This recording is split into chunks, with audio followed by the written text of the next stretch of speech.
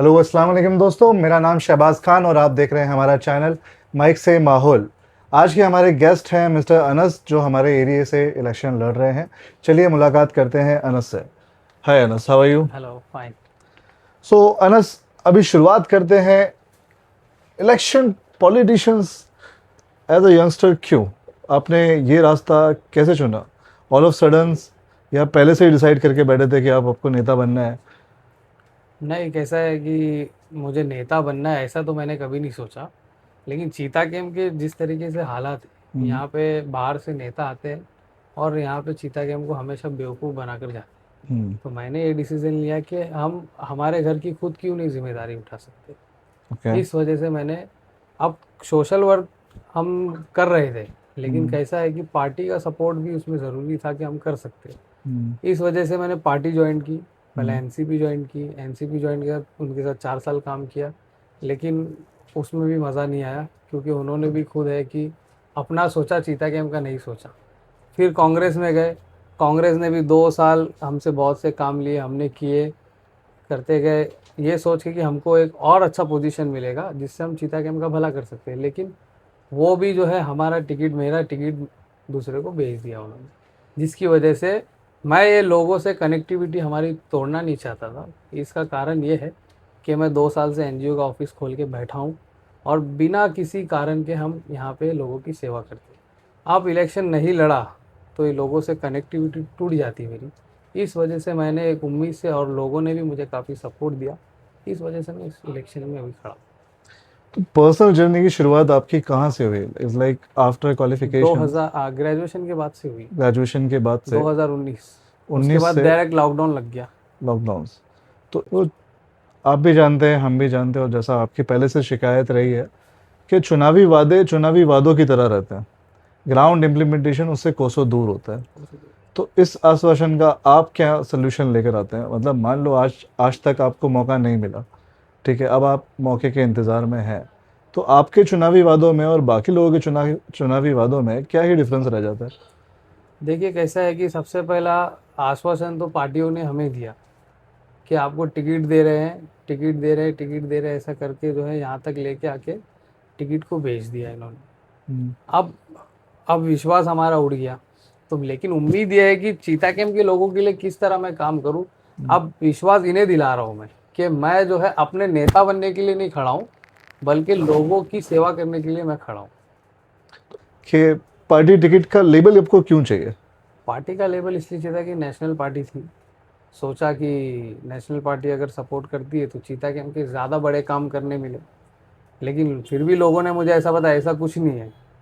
एक इंडिपेंडेंट इंसान भी जो है चीता गेम के काफ़ी बड़े बड़े काम को हल कर सकता है।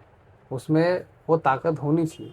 जब लोगों का प्यार मेरे साथ खड़ा होगा चीता गेम के, हम्म। तो मैं क्यों नहीं कर इस बार का इलेक्शन मोटा मोटा 4-5 मुद्दों पे ही है, ठीक है। गटर नालों से हटकर अब लोग बात नहीं, करने मेरे पास लगे भी हैं। कुछ ऐसी तो चीज़ें अब हैं जो अस्पताल, हाँ। नशा मुक्त चीता कैंप और एजुकेशंस, यही सारी चीज़ों पे मुद्दे चल रहे हैं, ठीक लेकिन है। कर कौन रहा है तो ये आप भी तो मुद्दे? इतने साल से यहाँ पर थे। अभी देखो, मैंने क्या बताया, मैं एक हम्म। मिडिल क्लास आदमी हूँ। मैं हम्म। यहाँ पे ही चीता कैंप के लोगों में पला बड़ा हूँ। हम्म। मैंने पार्टी इसलिए ज्वाइन किया, शायद मैं ऊपर ओहदे पे जाऊँ और यहाँ पे लोगों का बड़ा काम कर सकूँ। तो कोई एक ऐसा काम कि अब तक के करियर में आपने ऐसा किया हो कुछ किया है मेडिकल कैंप जो हमने किया है। कितने उसमें लोग उसमें फ़ायदा उठाए? उसमें जैसा अभी आंखों का ऑपरेशन का मैंने किया है, उसमें 100 से ज़्यादा लोगों के आंखों के ऑपरेशन हो गए। ठीक। चश्मे हमने दिए।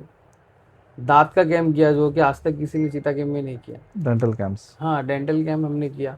फिर उसके बाद जो है राशन कार्ड हमने नए बनवा के दिए। अब यहाँ पे एजेंट लोग हैं यहाँ पे। एक राशन कार्ड आप नया बनाने जाओ, 10,000 रुपये आपको बोलेंगे। तो हमने वो सब सीधे फ्री में करके दी। तो ये चीज़ें अभी शुरू हो रही थी। और राशन, रमज़ान में राशन हम बहुत तो देते हैं ये लोगों सब तो को। आपने अपने चुनावी नहीं नहीं नहीं, तैयारी के लिए किया होगा, इसमें आपका निस्वार्थ होना कैसे जस्टिफाई हो जाता है? देखिए कैसे ये जो है, बोल नहीं सकते कि मैंने, ये मेरा ईमान है। और मैं ईमान से कह सकता हूँ कि मुझे चीता गेम के लिए बस कुछ करना था, हम्म। इसलिए मैं फील्ड पे आया हूँ। मैं नेता बनने नहीं, मैं आपको फर्स्ट टाइम ही बोल दिया था ये चीज़ हम्म। कि मैं चीता के, मैं गटर नाली में नेताओं ने उलझा चुके हैं। तो ये चीज़ हटाने के लिए जो है मैं पॉलिटिक्स में आया हूँ। तो एरिया की बात करते हैं, जब आप इस एरिया में पले बड़े रहे, इस इलाके को आप कितना जानते हैं? मतलब इन टर्म्स ऑफ इलेक्शन और पॉलिटिकल व्यूज़ आपके जानना चाहता हूँ कि आपको क्या लगता है कि इस इलाके का वोट बैंक कितना है, कितने वोट्स गिरते हैं यहाँ पे? यहाँ पे जो है काफ़ी वोट गिरते हैं, जिस तरीके से 43,145 वार्ड में वोट्स है, तो 20,000 तक लगभग गिर जाते हैं, 43 20,000 तक गिरे हैं। 46% तक गिरते वोट यहाँ पे। ठीक है, तो एक लेकिन विनिंग कैंडिडेट्स को कितने परसेंट तक वोटेज छः सात टारगेट करना हज़ार चाहिए? 6-7 हज़ार वोट में विनिंग है यहाँ पे। 6-7 हज़ार वोट आप टारगेट कर रहे हाँ, हैं कि इस लेकिन पे कैसा है विनिंग आ कि सकती यहाँ पे है? ना चीता गेम की खासियत है, हम्म। पहले सब नेताओं को इलेक्शन जब लड़ते तो देखती है बैठ के कंटिन्यूसली, हम्म। देखती है, जब लास्ट के 1-2 दिन बचते हैं ना, तो फिर एक ही की तरफ फैसला लेती है। ओके। जैसा अनिल देसाई में हुआ था, हम्म। फहाद अहमद के टाइम पे हुआ था, हमने चुना अनिल देसाई को, हम्म। वन साइड अनिल देसाई को वोट दिया गया 24,000। फहाद अहमद को हमने चुना, हम्म। फहाद अहमद को भी हमने वन साइड वोट दिया। लेकिन वो हार गए। वो हार गए इसलिए कि वो धारावी में काम नहीं किए बराबर। चुनावी वादों से बढ़कर रिजल्ट का प्रोग्रेस के वादे करना, अगर आप जीत जाते हैं तो क्या ऐसा अश्योरेंस है? क्या मंथली प्रोग्रेस रिपोर्ट आप शेयर करेंगे कि आपने हर महीने क्या प्रोग्रेस किया? मैनिफेस्टो से कितना अचीवमेंट आदमी कर सकता है? नहीं हमारा, लाइक 5 से 10% तो हाँ, नॉर्मली कोई भी कॉरपोरेटर अचीव कर ही लेता है। ठीक है, गिरी से गिरी हालत में 5 साल मिलता है तो कुछ ना कुछ तो काम हो ही जाता है। आप चाहे आंख बंद करके घर में बैठो तो कुछ ना कुछ तो हो ही जाएगा। ठीक है, हाँ बराबर है। तो फिर आपका ऐसा क्या है कि आप ज़्यादा ही काम करोगे और उसको कैसे पब्लिक को जब मैं लेके यहाँ पे आओगे? नगर सेवक नहीं हूँ, तब मैं ऑफिस खोल के बैठा हूँ ऑलरेडी लोगों की सेवा में। हम्म। तो जब मैं पावर में आ जाऊंगा तो कितना काम करूंगा, और ये अक्सर लोगों को पावर पता है। मिलने के बाद लोग बदल जाते हैं ना। इलेक्शन जीतने के बाद तो लोग फ़ोन नहीं ऐसा नहीं उठाते। है, मैं चीता कैंप का ही हूँ, हम्म। और चीता कैंप का ही बेटा हूँ। और इसी घर अब इंसान अपना घर है, तो अपने घर को तो सुरक्षित रखता है ना, हम्म। साफ सफाई रखता है, अपने घर को मेंटेन रखता है। जब मैं इसको अपना परिवार और घर मानता हूँ, तो मैं उनके लिए क्यों नहीं करूँगा? क्योंकि यहाँ पे जितने भी नेता है बाहर से आए, और यहाँ से अपना, आप बार बार यहाँ जो बोल रहे हैं बाहर से आए बाहर से आए, क्या पास रिकॉर्ड्स सेंस मतलब? MP MLA को देख लो, अच्छा, एमपी एमएलए की बात कर रहे उनका भी काम बनता है ना चीता हैं। कैंप में। खाली गली लेकिन जहाँ भी बनाना, कॉरपोरेटर की बात है तो कॉरपोरेटर तो लोकल ही खड़ा हुआ है। लोकल ही खड़ा हुआ है, लेकिन जम मार देते हैं लालच में, ये पार्टी से ऑफर दे रही, वो पार्टी से ऑफर।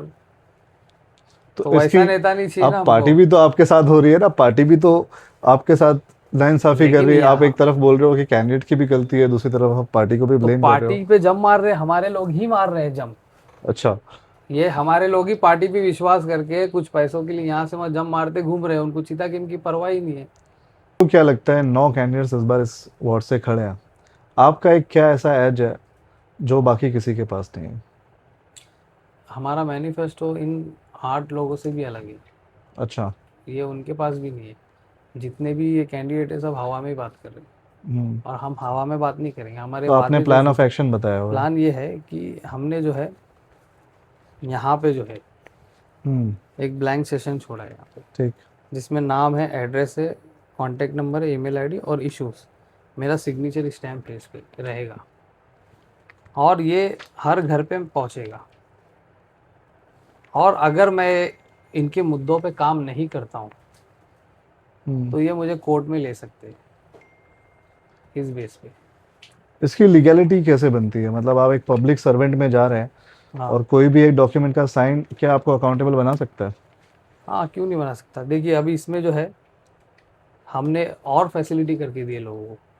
10 सेक्टर है हमारे, 8 सेक्टर है, बाकी ट्रॉम्बे और पहलीपाड़ा 2 एरिया है। तो हमने जो प्लान किया है, यहाँ पे हर सेक्टर में मेल कंप्लेन बॉक्स लगाएंगे।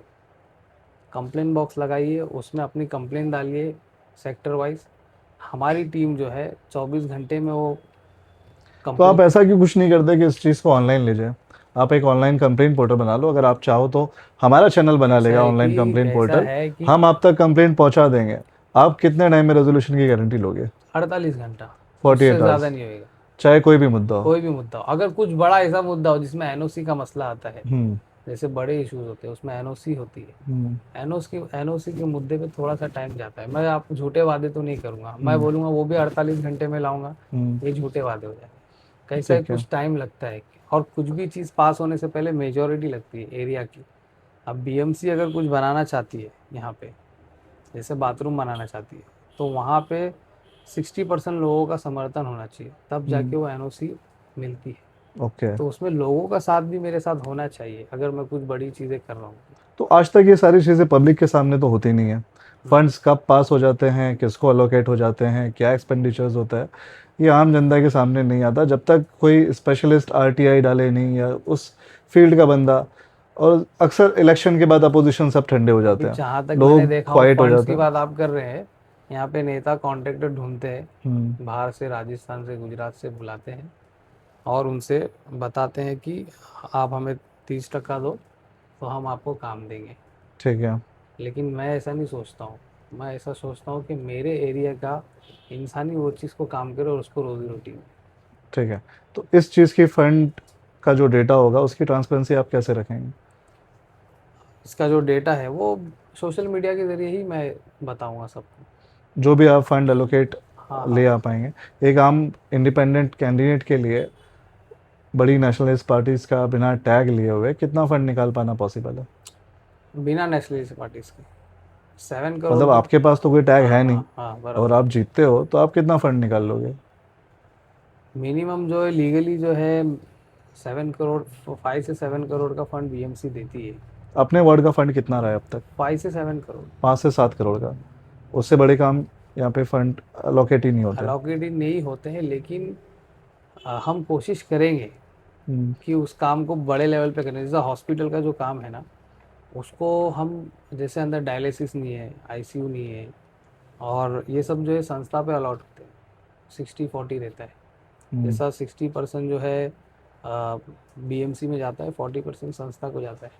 तो ऐसी ऐसी बड़ी बड़ी संस्थाएं हम लाएंगे जो लोगों के लिए सेवा का काम करें। बढ़ते हैं अगले सेशन की तरफ। इस सेशन का नाम है अल्फाज ऑन फायर। अल्फाज on fire is a very simple thing. Rapid fire rounds आपने सुना ही होगा।